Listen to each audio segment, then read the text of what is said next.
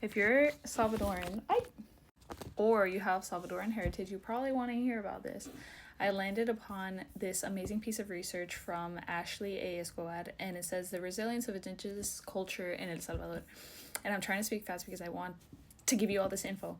Okay, and it actually myth busts a myth that I heard a lot growing up. It says common belief that the indigenous groups of El Salvador, primarily the Nahuatl speaking Pipiles, are descended from Mayans, was perpetuated through a tourist initiative that inaccurately glorifies the past.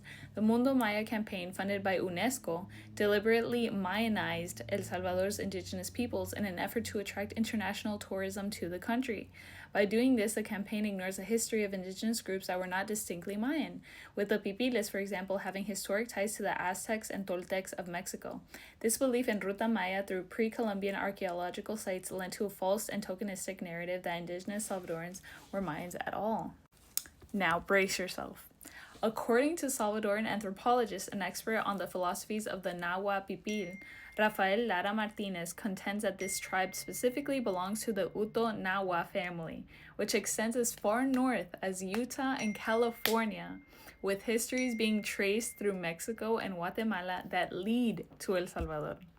These series of movements were likely to have taken place between AD 800 to 900 and continued until the year 1350.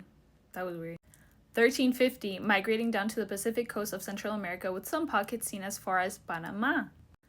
So, that means that if you are indigenous or you have indigenous lineage in El Salvador and you live in California, you could actually be going back to your roots. You could now be living where your first ancestors lived before they migrated to El Salvador, thus making you partially indigenous to the United States and also indigenous to El Salvador.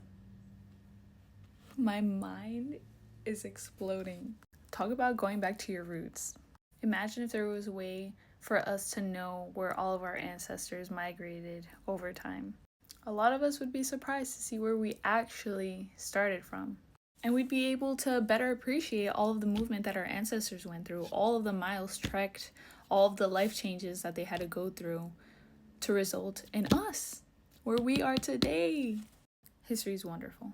And I'm grateful to learn more about where my ancestors come from and what their lives were like.